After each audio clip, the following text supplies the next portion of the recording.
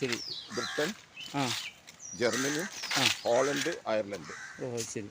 ഇത്രയും 4 രാജ്യങ്ങൾ. അപ്പം 4 രാജ്യക്കാരെ കല്ലറകൾ ഉണ്ട് എന്ന് പറഞ്ഞാൽ ഏതെല്ലാം കറക്റ്റ് അറിയില്ല.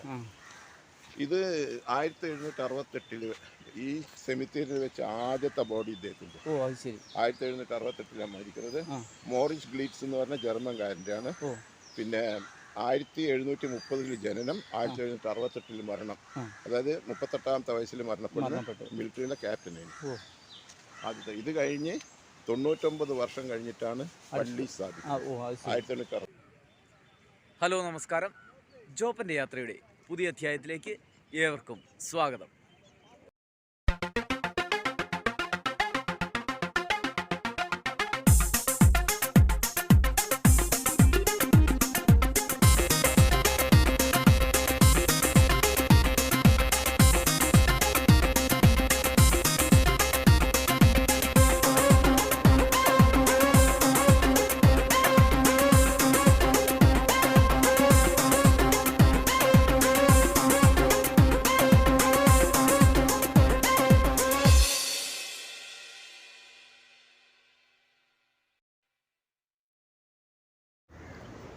ഇതാണ് സെൻറ്റ് ജോൺസ് ആംഗ്ലിക്കൻ ചർച്ച്.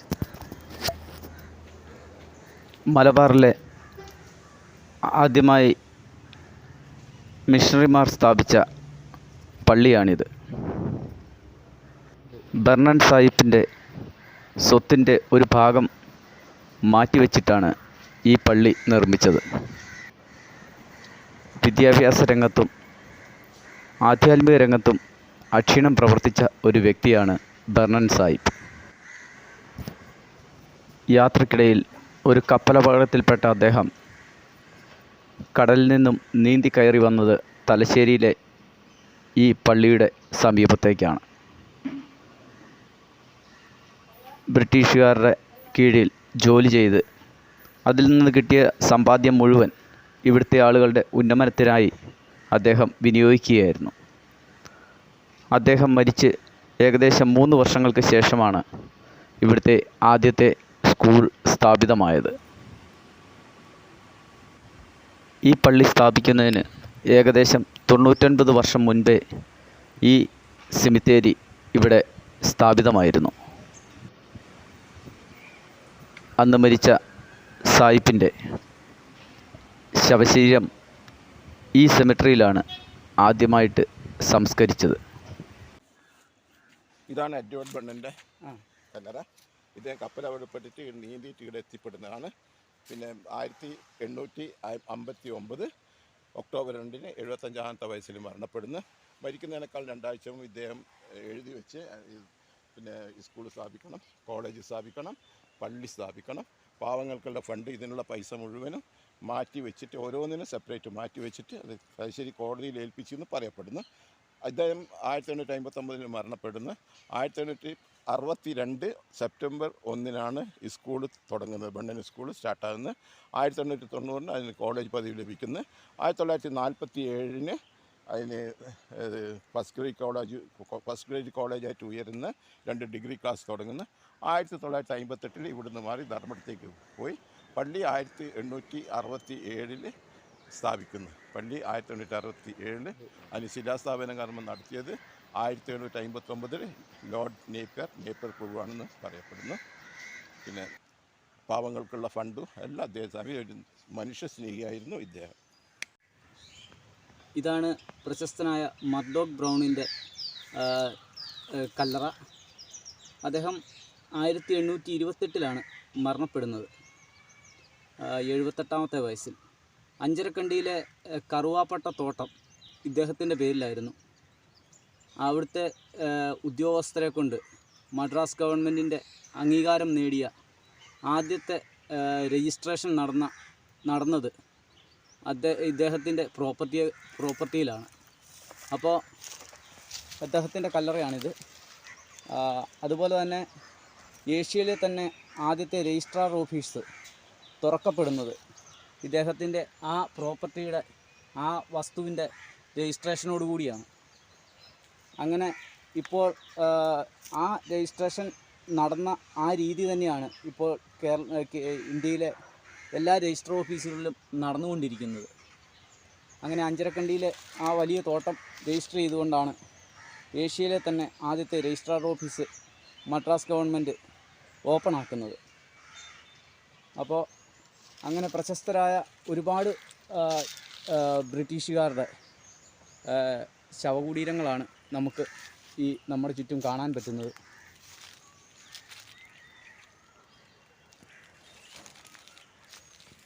ഉദ്യോഗസ്ഥൻ ഇവിടുത്തെ ഉണ്ട് സ്പ്രിംഗ് എന്ന് പറഞ്ഞാൽ അദ്ദേഹത്തിൻ്റെ 10 മാസം പ്രായമുള്ള മകൻ്റെ കല്ലറ.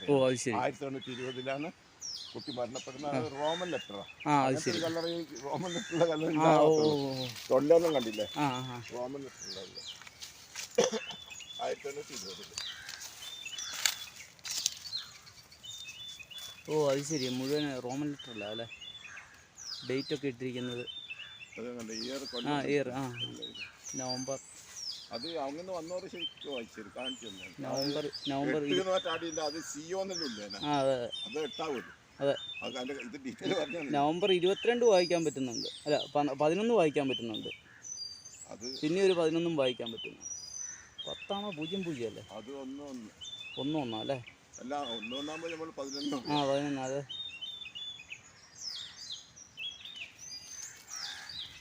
പിന്നെ പിരമിഡ് ശരി. ശരി. Britain, Germany, Holland, Ireland. ശരി. ഇത്രയും 4 രാജ്യങ്ങൾ. അപ്പം 4 രാജ്യക്കാര് കല്ലറകൾ ഉണ്ട് എന്ന് പറഞ്ഞാൽ ഏതെല്ലാം കറക്റ്റ് അറിയില്ല. ഇത് 1768 ഈ സെമിത്തേരിയിൽ വെച്ച് ആദ്യത്തെ ബോഡി ഇദ്ദേഹത്തിൻ്റെ. 1768 മരിക്കുന്നത്. മോറിസ് ഗ്ലീറ്റ്സ് എന്ന് പറഞ്ഞ ജർമ്മൻകാരൻ്റെയാണ്. പിന്നെ 1730 ജനനം, 1768 മരണം. അതായത് 38ാമത്തെ വയസ്സിൽ മരണപ്പെട്ടു. മിലിറ്ററിയിലെ ക്യാപ്റ്റനായിരുന്നു ആദ്യത്തെ. ഇത് കഴിഞ്ഞ് 99 വർഷം കഴിഞ്ഞിട്ടാണ് പള്ളി സ്ഥാപിക്കുന്നത്. 1967. പള്ളിക്ക് പള്ളി നിർമ്മിക്കുന്നതിനേക്കാൾ 99 വർഷം മുമ്പ് ബോഡിയുണ്ട്, ശ്മശാനം.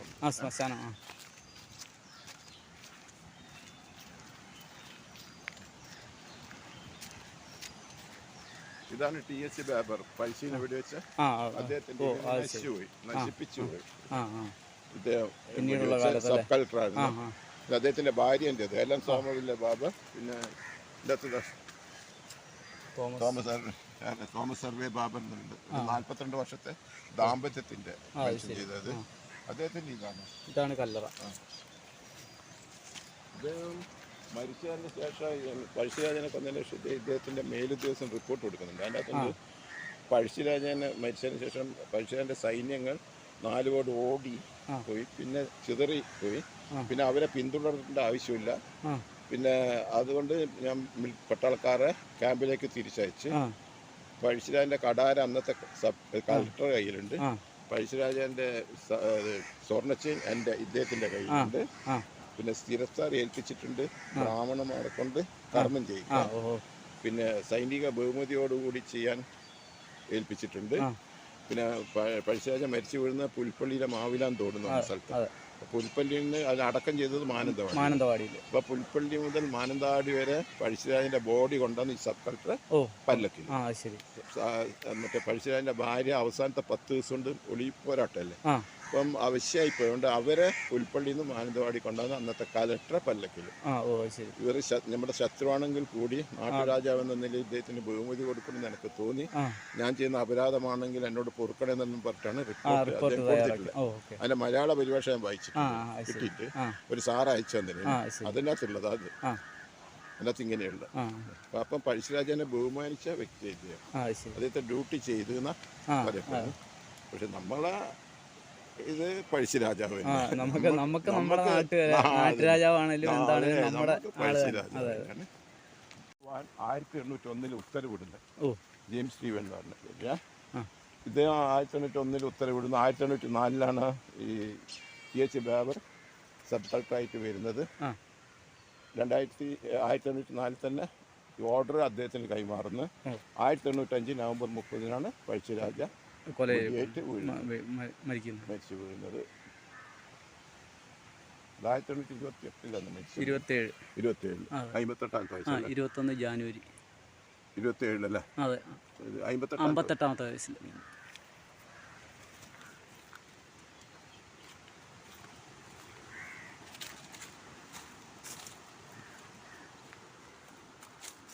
ഈ സെമിത്തേരിയിൽ വെച്ച് അവസാനത്തെ ബോഡി വിദേശീയരുടെ ബോഡി ഇതാണ്. എംറി സ്റ്റുഡിൽ എന്ന് പറഞ്ഞ ജർമ്മൻകാരൻ്റെ റേഡിയോ ഓപ്പറേറ്റർ ആയിരുന്നു. 1953 മരണപ്പെടുന്നു. 1902 ജനനം 1953 മരണപ്പെടുന്നു. ഇതിന് ശേഷം വിദേശികളുടെ ആരും ഇവിടെ വെച്ചിട്ടില്ല. ഇതാണ് ഇത് അവരുടെ മക്കളുടെയും ഒക്കെ ആയിരിക്കും അല്ലേ? ചെറിയ ഏതെല്ലാം ആൾക്കാർ മിലിറ്ററിക്കാരുണ്ട്, കുട്ടികളെല്ലാം കണ്ടു, ചെറുപ്രായത്തിൽ മരിച്ച കുട്ടികളുണ്ട്. അത് ഏകദേശം 4-5 രാജ്യക്കാരുടെ പറയപ്പെടുന്നു. പക്ഷെ എനിക്ക് ഡീറ്റെയിൽ അറിയില്ല.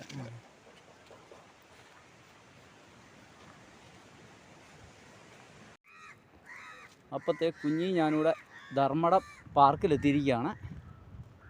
ഒരു സൈഡിൽ പുഴ, മറു സൈഡിൽ കടൽ. അതാണ് ധർമ്മടം പാർക്ക്. അപ്പോൾ നമ്മൾ പുഴയുടെ സൈഡിലോട്ട് പോവുകയാണ്.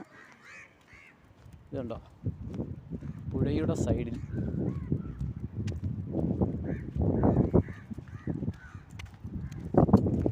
ഇതാണ് ധർമ്മടം പാർക്കിൻ്റെ ഒരു വ്യൂ. കാറ്റടിച്ച് മേൽഭാഗമൊക്കെ പറന്നു പോയിട്ടുണ്ട്. കാരണം അതിഭീകരമായ കാറ്റ് വരുന്ന സ്ഥലമാണ്. നല്ലൊരു കോൺഫറൻസ് ഹാളാണ് ഈ കാണുന്നത്. അതുകൂടാതെ ഇവിടെ ചെറിയ ചെറിയ റെസ്റ്റോറൻറ്റ് പോലുള്ള കാര്യങ്ങളൊക്കെ ഉണ്ട്. ധർമ്മടം പാർക്കിലൂടെ നടക്കുകയാണ്. ഇവിടെ 1-2 നായ്ക്കളെയൊക്കെ നമുക്ക് കാണാൻ പറ്റി. പക്ഷേ അവർ ശല്യക്കാരല്ല. അപ്പോൾ ഇതുവഴി പോയി ചിൽഡ്രൻസ് പാർക്കിൻ്റെ സൈഡിൽ കൂടിയൊക്കെ പോയിട്ട് പതിയെ താഴോട്ടിറക്കാമെന്നാണ് വിചാരിക്കുന്നത്. അപ്പോൾ ഇവിടെ സ്റ്റെപ്പ് ഇറങ്ങിപ്പോയാൽ നേരെ ബീച്ചിലോട്ട് പോകാമെന്ന് പറഞ്ഞു. അതനുസരിച്ച് നമ്മൾ ബീച്ച് സൈഡിലോട്ട് വന്നതാണ്. വലിയ കുഴപ്പമില്ലാത്ത ഏരിയ ആണ്. ഇത് കണ്ടോ, നല്ല ചെടികളും മരങ്ങളും ഒക്കെ ആയിട്ടുള്ള ഒരു അടിപൊളി ബീച്ച്.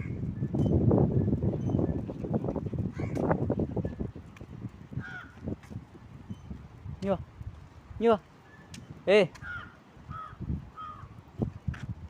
ഇത് കുട്ടികളുടെ ഒരു പാർക്കാണ് കേട്ടോ, കിഡ്സ് ഐലൻഡ്. എൻട്രി ഫീസ് 50 രൂപയാണ്. പിന്നെ ഇതുവഴി നമുക്ക് വെളിയിലേക്ക് പോകാം. അത് പിള്ളേർക്കുള്ള കളിസ്ഥലമാണ്.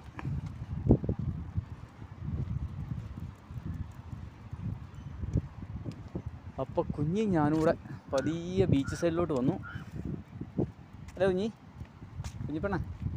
വേണ്ടോ, കപ്പലിൻ്റെ അവശിഷ്ടമൊക്കെയാണെന്ന് തോന്നുന്നു കിടക്കുന്നത്. ചാടി ചാടി ചാടി ചാടി സ്റ്റെപ്പ് ഇറങ്ങി പോകാമെന്നാണ് പറഞ്ഞത്.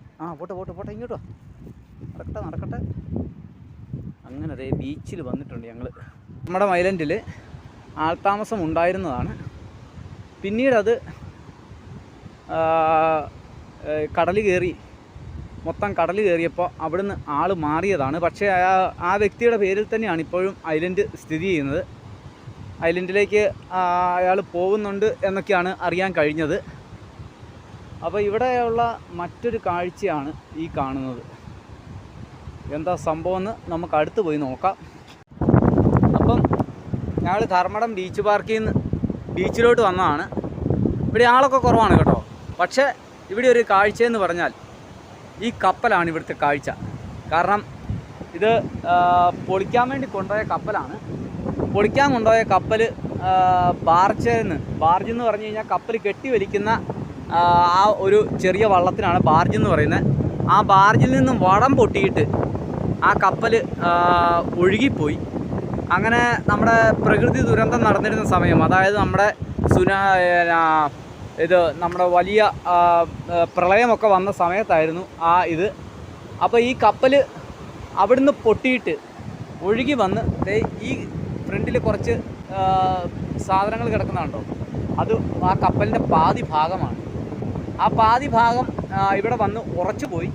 അങ്ങനെ ഇവിടെയുള്ള മത്സ്യത്തൊഴിലാളികളുടെ എല്ലാം തൊഴിൽ നഷ്ടപ്പെട്ടു. കാരണം ഇതിൻ്റെ ഓരോ പീസുകൾ അവിടെ ഇവിടെയെല്ലാം കിടക്കുന്നതുകൊണ്ട് അവർക്ക് വലയിറക്കാൻ പറ്റാത്ത അവസ്ഥയായി. ഇത് കണ്ടോ, ഈ കിടക്കുന്നതൊക്കെ ഇതിൻ്റെ ഓരോ ഭാഗങ്ങളാണ് കേട്ടോ. അതേണ്ട ഇതിലൊക്കെ പൊങ്ങി നിൽക്കുന്നതും താഴ്ന്നു നിൽക്കുന്നതായിട്ടുള്ളത് മുഴുവൻ കടലിൻ്റെ അടിയിലാണ്. ഇപ്പോൾ ഇവർ കുറേശ്ശെ ആയിട്ട് പലപ്പോഴായിട്ട് ഇങ്ങനെ 2-3 വർഷമായിട്ട്, 2-3 വർഷമല്ല 6 വർഷമായി ഈ കപ്പൽ വന്ന് കിടക്കാൻ തുടങ്ങിയിട്ട്.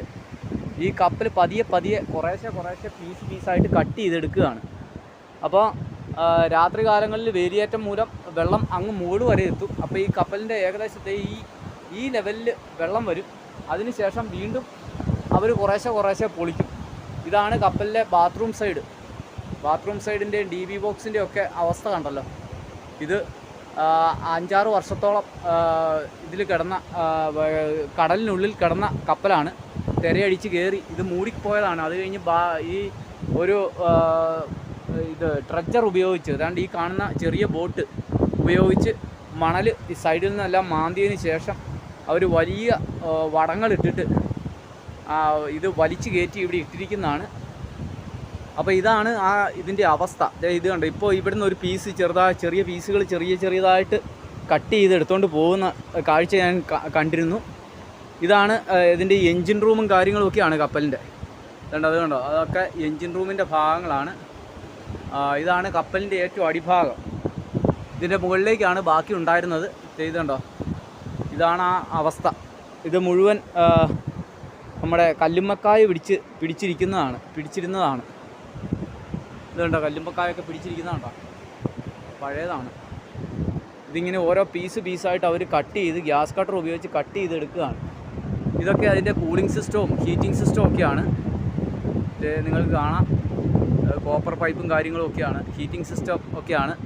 അപ്പോൾ ഒരു കപ്പൽ അവർ വലിച്ചു കയറ്റി മുകളിൽ ഇട്ടിരിക്കുകയാണ്. കപ്പലിൻ്റെ കുറച്ച് ഭാഗങ്ങൾ മാത്രമേ ഉള്ളൂ. ഇത് നമ്മുടെ കപ്പലിൽ നിന്നും ഇത് ചെയിൻ ഇറക്കുന്നതെന്ന് പറഞ്ഞാൽ നങ്കൂരം ഇടാൻ വേണ്ടി, ആങ്കർ അടിക്കാൻ വേണ്ടിയുള്ള ആ ചെയിനാണ്. അതൊക്കെ മണ്ണിൻ്റെ അടിയിലാണ് കേട്ടോ. ചെയ്തുണ്ടോ, അതിൻ്റെ നീളമുള്ള, നമ്മൾ കാണുമ്പോഴത്തേനും നമ്മൾ സിനിമയ്ക്കകത്തൊക്കെ കാണുമ്പം പെട്ടെന്ന് അത് എടുത്തെറിയുന്ന പോലെ തോന്നും. പക്ഷേ ഇത് കണ്ടോ, ഇത്രയും വലുതാണത്. ഇങ്ങനെ കിടക്കുകയാണ്, മീറ്റർ കണക്കിന് കിടക്കുകയാണ്. ഇതെല്ലാം അതിൻ്റെ ഓരോ വലിച്ചു കയറ്റാനുള്ള റോപ്പുകളാണ്, അയൺ റോപ്പുകൾ. അതൊരു പീസ് അവിടെ വലിച്ചു കയറ്റി ഇട്ടിട്ടുണ്ട്. അവിടെ ഒരാൾ കട്ട് ചെയ്തുകൊണ്ടിരിക്കുന്നുണ്ട്. ഇതാണ് ഇവിടുത്തെ അവസ്ഥ. ഇപ്പം പ്രധാനമായിട്ടും ഇത് അവരുടെ ഈ കമ്പനിയുടെ തന്നെ ലൈസൻസ് റദ്ദാക്കപ്പെടുന്ന ഒരു സാഹചര്യമാണ് ഉണ്ടായിരുന്നത്. കാരണം അവരെ കൊണ്ട് ശ്രമിക്കാവുന്നതിൻ്റെ പരമാവധി അവർ ശ്രമിച്ചുകൊണ്ടിരിക്കുകയാണ് എന്നും. അവരെ പറഞ്ഞിട്ട് കാര്യമില്ല, അവരുടെ അവസ്ഥ അതായിപ്പോയി. അങ്ങനെ കമ്പനിയുടെ ലൈസൻസൊക്കെ റദ്ദാക്കുമെന്ന് കണ്ടപ്പോൾ അവർ കളക്ടറിൻ്റെ ഓർഡർ പ്രകാരം അത് പതിയെ എടുത്തുകൊണ്ടിരിക്കുകയാണ്. കുറേശ്ശെയായിട്ട് എടുത്ത് മാറ്റിക്കൊണ്ടിരിക്കുകയാണ്. ഇത് കണ്ടോ, ഈ റോപ്പ് അവർ വലിച്ചു മാറ്റിയതാണെന്ന് തോന്നുന്നു. ഇതാണ് ഇതിൻ്റെ അടിയിൽ അങ്ങോട്ട് റോപ്പ് വലിച്ച് കയറ്റിയിട്ടതാണ്. അതിൻ്റെ അടിയിൽ കൂടിയാണ് ഈ റോപ്പ് ഇട്ടിട്ട് അങ്ങ് അടിയിൽ കൂടി ഇട്ടതല്ല കേട്ടോ, മണൽ കയറി അടിയിലായിപ്പോയതാണ്. ആ ഓരോ പീസും വലിച്ചു കയറ്റാൻ വേണ്ടിയുള്ളതാണ്. ആ റോപ്പ് അങ്ങിട്ടിട്ട് അവർ ചെയിൻ ബ്ലോക്കല്ല, ഇത് പിഞ്ചിട്ട് വലിച്ചു കയറ്റുന്നതാണ്. അപ്പോൾ ഇവിടെ തന്നെ താമസിച്ച് കുറേ തൊഴിലാളികൾ ഇവിടെ തന്നെ താമസിച്ചാണ് ഇത് ചെയ്തുകൊണ്ടിരിക്കുന്നത്. അതുപോലെ തന്നെ ഇതെല്ലാം നമ്മുടെ കപ്പലിൻ്റെ ഭാഗങ്ങളാണ് കേട്ടോ, സീവേജിൻ്റെ ഭാഗങ്ങളാണ്. അപ്പോൾ അവരെന്തോ മോട്ടർ എൻജിൻ ഓണാക്കിയിട്ടുണ്ട്. അപ്പോൾ എന്തോ പരിപാടി ചെയ്യാൻ പോവുകയാണ്. അപ്പോൾ ഈ കാഴ്ചകളൊന്ന് കണ്ടു നോക്കാം. അത്ര ക്ലിയർ ആയിരിക്കുകയില്ല, കാരണം സൂര്യൻ അസ്തമിക്കാൻ നേരമായി. അതുപോലെ തന്നെ കുഞ്ഞി മലക്കപ്പാച്ചിലാണ് പായുന്നത്. ക്രെയിനിട്ട് അവർ കട്ട് ചെയ്ത ഭാഗങ്ങൾ മാറ്റാനുള്ള തയ്യാറെടുപ്പിലാണ്. തിരിച്ചിടാനൊക്കെയാണെന്ന് തോന്നുന്നു. ഇല്ലേ, അതൊന്ന് കണ്ടിട്ട് പോവാം.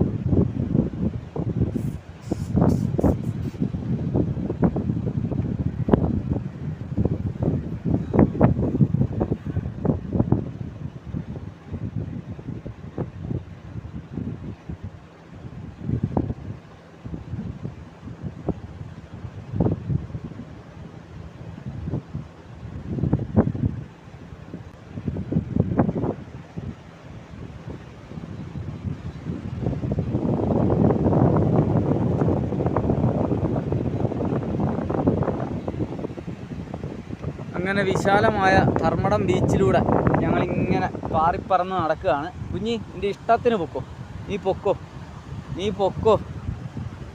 അവളവിടെ ഇഷ്ടത്തിന് നടക്കുകയാണ്. വാ, കുഞ്ഞിപ്പെണ്ണ് കുറച്ച് ദിവസമായി ഇങ്ങനെയൊക്കെ നടക്കാൻ താല്പര്യപ്പെടുന്നു. പക്ഷേ ഇന്നാണ് അവൾക്കത് സാധിച്ചത്. മറ്റൊന്നും കൊണ്ടല്ല, കുറച്ച് ദിവസമായിട്ട് നമ്മൾ ഈ എന്താ പറയുക, നായ്ക്കളൊക്കെ ഒരുപാടുള്ള സ്ഥലങ്ങളിലൂടെയാണ് സഞ്ചരിച്ചത്. അതുകൊണ്ട് കുഞ്ഞിക്കൊന്ന് ഇറങ്ങി നടക്കാനൊന്നും പറ്റിയിട്ടില്ല. ഇന്ന് ബീച്ചിലോട്ട് വരാനുള്ള പ്രധാന കാരണം തന്നെ കുഞ്ഞിനെ കൊണ്ടുവരിക എന്നുള്ളതാണ്. ഇത് കണ്ടോ, അവിടെ ഓരോ പീസായിട്ട് അത് കട്ട് ചെയ്ത് മാറ്റിയതിന് ശേഷം മറിച്ചിടുകയാണ്. അതിൻ്റെ അകത്തെല്ലാം ഫുള്ള് മണലാണ് കേട്ടോ. ഓരോ മറിച്ചിലിനും ചാക്ക് കണക്കിന് മണലാണ് അതിൻ്റെ അകത്തുനിന്ന് വീഴുന്നത്.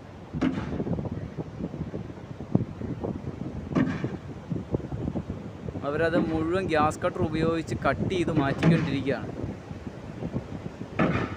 കട്ട് ചെയ്ത് മാറ്റിയ ഭാഗങ്ങൾ പൊട്ടിച്ചെടുക്കാനുള്ള തയ്യാറെടുപ്പിലാണ്. കുഞ്ഞി എൻ്റെ കുഞ്ഞിപ്പെണ്ണ് ഓടിപ്പോകുന്ന കണ്ട, കുഞ്ഞിപ്പെണ്ണിൻ്റെ ഓട്ടം കണ്ട.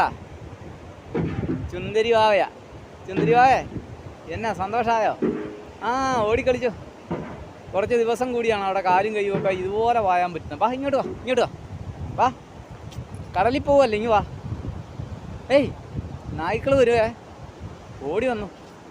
ഓടി വന്നതേ തുള്ളിക്കളിക്കുന്ന കുഞ്ഞിപ്പുഴു. ഇതുണ്ട്, തുള്ളിക്കളിയാ. തുള്ളിക്കളിക്കലി. അയ്യോ, എന്നെ കടിക്കല്. ഇനി എല്ലാവരെയും കൂടി വിളിച്ചു വരുത്ത്. സന്തോഷം കൂടുമ്പോഴും കൊര, സന്തോഷം ഇല്ലെങ്കിലും കൊര. ആണ്ട് ഓടുന്നു.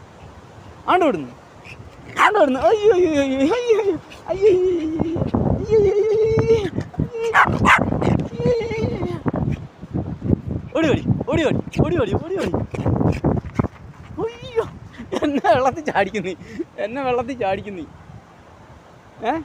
ചാടിക്കുവോ? നീ കുഞ്ഞിപ്പെണ്ണേ, ചക്കുടിപ്പെണ്ണേ, ഇനി വന്നേ.